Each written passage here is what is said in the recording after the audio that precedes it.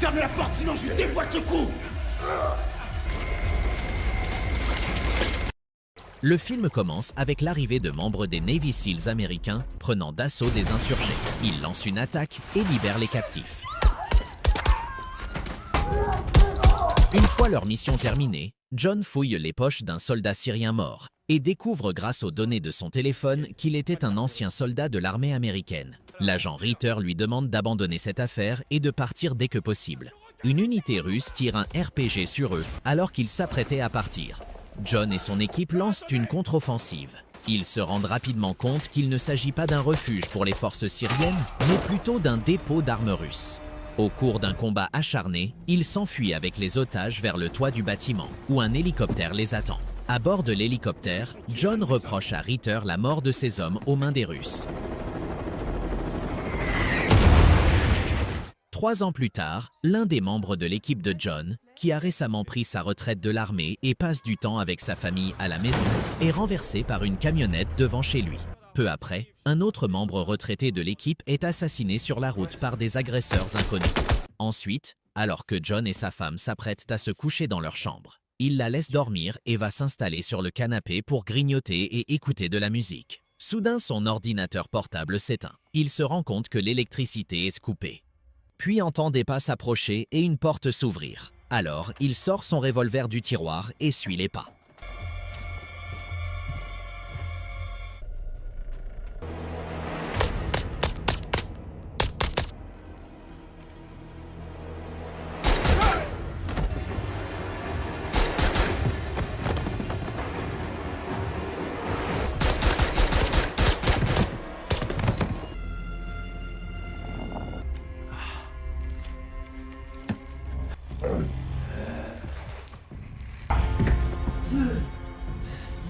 John rampe jusqu'à sa chambre pour voir sa femme, mais il est trop tard. Il est transporté à l'hôpital. Voilà ce qu'on sait. John Kelly est le 3e membre des forces spéciales à avoir été attaqué ces dernières 24 heures. Et il ne faut pas oublier que les forces spéciales sont exposées à toutes sortes de problèmes, dans cas de figure possible. Mes hommes ne sont pas corrompus et vous le savez. On est en train de tout vérifier. Au bout d'un moment, il se réveille enfin. Le capitaine Karen lui rend visite et l'informe du meurtre de sa femme et de 2 anciens camarades Navy Seals. Le bébé.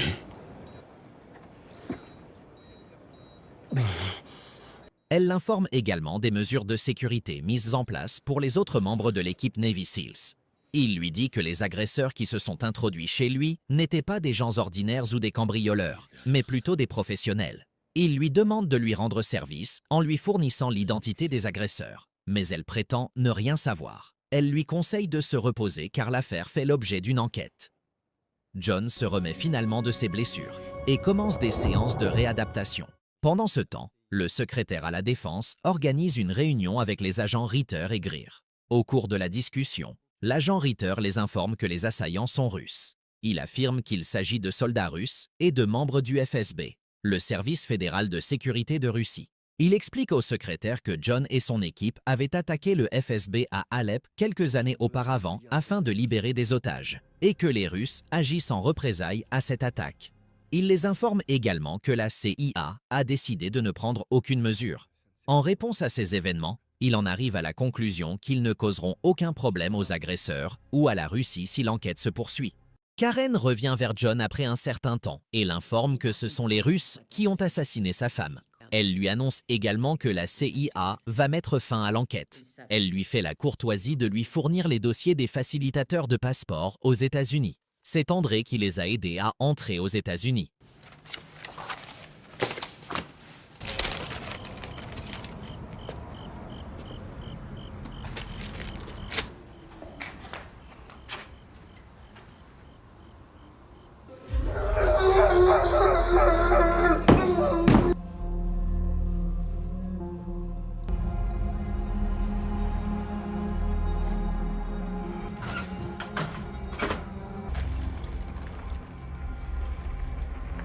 Disposant de toutes les informations nécessaires, John se met immédiatement au travail pour venger la mort de sa femme et de ses anciens camarades.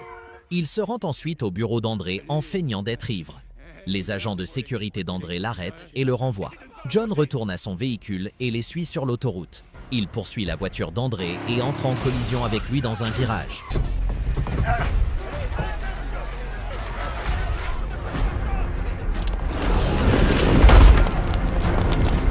Tu te souviens de moi? C'était qui le quatrième type chez moi? Comment il s'appelle? Je vais te le dire. John Kelly. T'es pas censé avoir survécu ou que tu ailles. La mort te poursuivra. Dis-le-moi et je ferai vite. Victor Raigo. John sort du véhicule et est appréhendé par la police. Karen lui rend visite en prison. Elle l'informe qu'il est dans une situation très grave pour avoir assassiné André. Tout le monde au bureau est mécontent de son comportement, car maintenant, les Russes vont prendre des mesures. Cependant, il lui dit qu'il va tuer toutes les personnes impliquées dans le meurtre de sa femme. Ils ont fait venir la guerre jusque chez moi. Ils m'ont pris ma femme. Ils m'ont pris ma fille avant son tout premier souffle. Il lui dit également qu'il sait quelque chose qu'ils ignorent et que s'ils veulent connaître cette information, ils doivent le faire sortir de prison. Lorsque John retourne dans sa cellule, il remarque du mouvement à l'extérieur. Un gardien lui demande de se lever et de se mettre face au mur, afin qu'il puisse être emmené hors de la prison pour un interrogatoire supplémentaire, mais il refuse.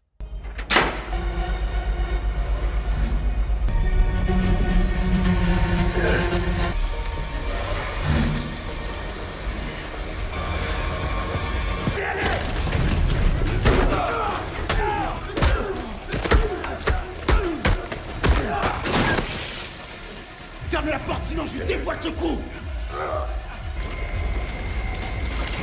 Rapidement, un marshal américain arrive à la prison et invite John à les accompagner. Il lui fournit un téléphone pour qu'il puisse parler. Karen lui parle et lui demande d'accompagner le marshal. Tu m'as inspiré des chansons avec le bordel que t'as foutu. John les rejoint pour une réunion à huis clos dans une installation militaire. On lui demande de révéler les informations secrètes qu'il détient. Il révèle alors le nom de Victor Rick. On lui demande de l'identifier sur les photos, mais l'agent Ritter les informe qu'il est décédé. Néanmoins, John le reconnaît plus tard sur les photos. Dans ce cas, si Raikov est vivant, il faut le retrouver et l'arrêter. Ritter les informe que Victor est un espion russe impliqué dans diverses activités aux États-Unis. Le secrétaire les informe que Victor se cache désormais en Russie. John exige d'accompagner l'équipe chargée de l'arrêter. Il vous faut quelqu'un comme moi. Vous trouverez personne de ma trempe. Il part avec vous. Mais après la mission, vous retournerez en prison en tant que criminel. Suite à cela, le commandant Karen, John et son équipe montent à bord d'un avion de ligne à destination de la Russie. L'agent Ritter arrive et les informe qu'il les rejoindra à Moscou. John se méfie de lui et décide donc d'être plus prudent avec Ritter. Ils embarquent à bord de l'avion. T'es pas drôle. Ok. Vérifiez les équipements! Mais sont soudainement interceptés par l'armée de l'air russe. Du missile, lancement du missile sur la droite.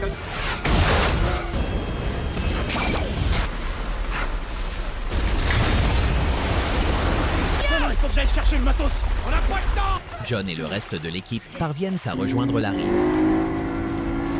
Ils se rendent à une planque où Ritter complote quelque chose avec 2 Russes et de l'argent sur la table. John accuse Ritter de trahison et le force à révéler ses véritables motivations. Ce dernier lui dit qu'il est arrivé après l'attaque de l'avion, qu'il les croyait morts et est venu pour terminer la mission d'arrestation de Victor. Il lui apprend également qu'il a engagé ces 2 Russes pour les guider jusqu'à Victor. L'agent Ritter les conduit alors à l'appartement de Victor.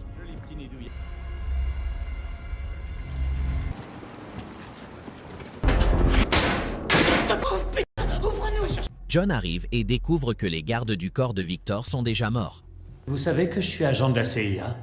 On voulait que vous veniez ici.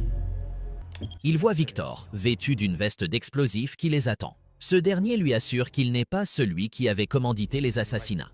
John continue d'écouter, et Victor affirme que lui et John sont dans le même bateau, et que quelqu'un les a conduits ici pour qu'ils s'entretuent. John lui demande alors de l'écouter, mais il appuie sur le bouton et se fait exploser.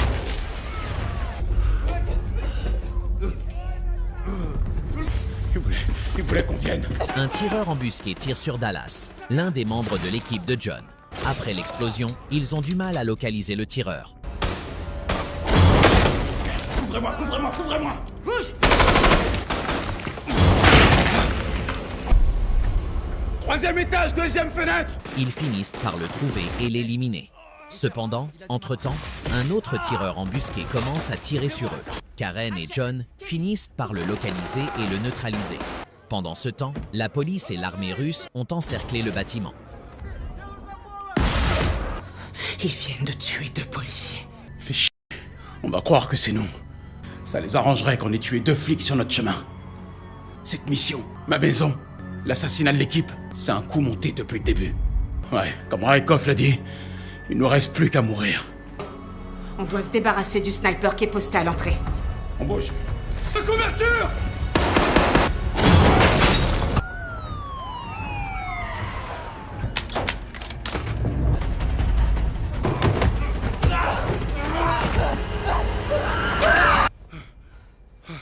John occupe ses ennemis pendant que les autres s'échappent.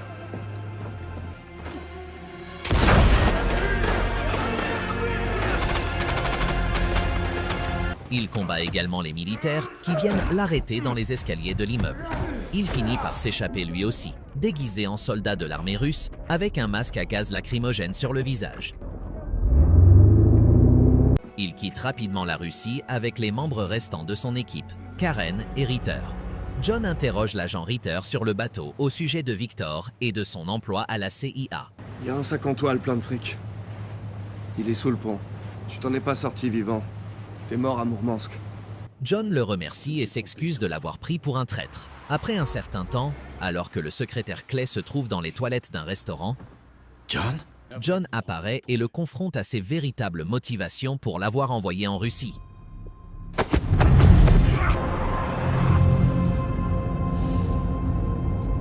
Je sais pas ce qui vous prend, soldat. John menace de tuer sa famille s'il ne révèle pas la vérité. Le secrétaire Clay explique enfin pourquoi il lui a confié cette mission. Il laisse entendre que les relations entre les États-Unis et la Russie devraient être limitées afin d'aider l'économie à la suite de ces événements. Il affirme en outre que cela rassemble le peuple américain contre leur ennemi commun, la Russie, et que lui et ses collègues n'étaient que des appâts.